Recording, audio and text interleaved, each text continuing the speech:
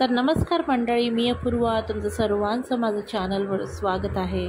आज आपण इथे मालवण स्पेशल आंबोळी चटणी बनवणार आहे। तर चला बघू काय काय साहित्य लागणार आहे।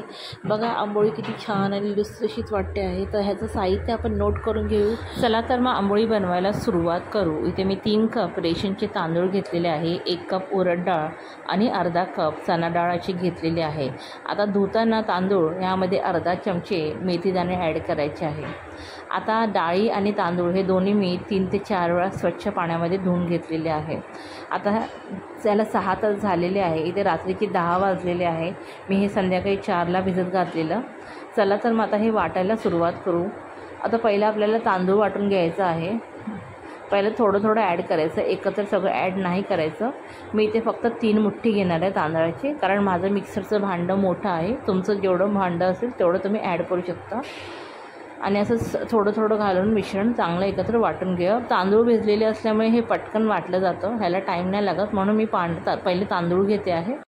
ही सगळी प्रोसेस करताना तुम्ही काळजी घ्या, तुमचे हात चांगले स्वच्छ धुतलेले आहे। आता तुम्ही बघू शकता तांदूळ असे रवाळ चांगले वाटलं गेलेलं आहे। आता मी इकडे बाजूला मोठं पातेलं घेतलेलं आहे, कारण जेव्हा आपण फर्मेंटेशनला पीठ ठेवतो तर त्याची क्वांटिटी जी आहे ही डबल होऊन जाते, म्हणून नेहमी पातेले जे आहे ते मोठं घ्यायचं आहे। आता इथे मी डाळी वाटून घेणार आहे। डाळ आणि तांदळाचं हे मिश्रण मी एकत्र करून ह्याला फर्मेंट करायला ठेवणार आहे। आता कसं आहे, गरमीचे दिवस आहे, जर थंडी असली असती तर थोडा प्रोसेस वेगळा दाखवला असता मी, पण गरमीच्या सीझनमध्ये या पिठाला कपडा वगैरे काही कवर करायची गरज लागत नाही, कारण गरमीमुळे हे पीठ ऑटोमॅटिकली 5 ते 6 तासाच्या आतच चांगलं फर्मेंट होऊन वरती येतं।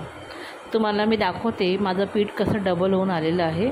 आता हे मी रात्री 11ला हे फर्मेंट करायला ठेवलेलं आहे। ह्याच्यामध्ये मीठ वगैरे काहीच ॲड करायचं नाही। तुम्ही मार्किंग बघा, आता हे पीठ केवढं आहे आणि तुम्हाला मी बोटाने मार्किंग दाखवते की हे केवढं वरती येणार आहे। आणि तुम्ही बघू शकता मार्किंग बघू, डबल ऑलमोस्ट डबल क्वांटिटी मी दाखवते आहे। एवढं पीठ उद्या वरती येणार आहे सकाळी, ठीक आहे। तर चला मग बघू आता पीठ केवढं वरती आलेलं आहे। तुम्ही फक्त ह्याची कन्सिस्टन्सी बघा, किती छान हे पीठ असं वाटलं गेलेलं आहे।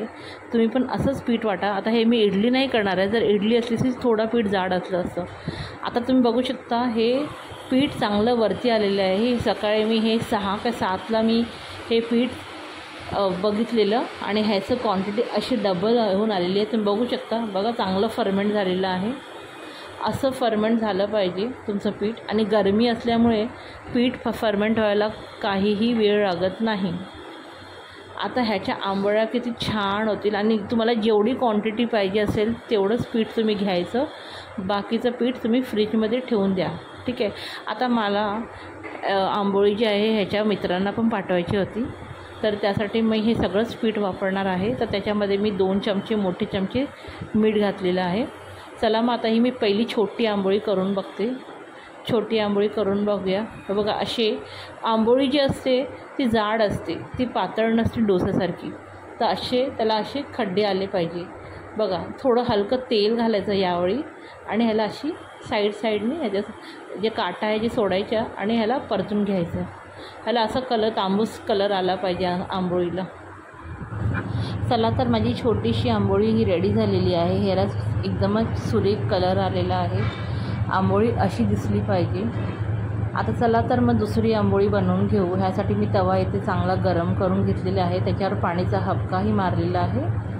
आता ह्यात मी 1.5 चमचे घेतलेले आहे। तुमच्याकडे जर असा डवळ असेल तर 1.5 चमचे पीठ असं घाला, आणि त्याला हलक्या हाताने असं थोडं पसरून घ्या। एकदम जास्त पातळ पसरू नका, कारण आपण आंबोळी बनवतो आहे, डोसा नाही, ठीक आहे। आता ह्याला त्याच्या साईड जे आहे हे थोडं हलकं तेल घालून त्याला साईड ते सोडून घ्या, आणि परत ह्याला परतून घ्या।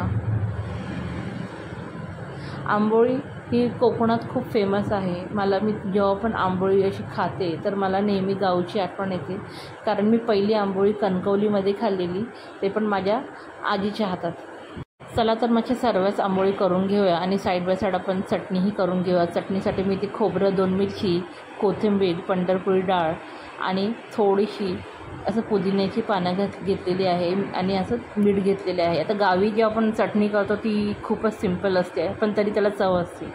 आणि हो, आंबोळीचं पीठ वाटताना त्याच्यामध्ये अर्धा वाटी उरलेला भात ही ॲड करा. त्याच्याने आंबोळी जी आहे आपली ती लुसलुशीत होते.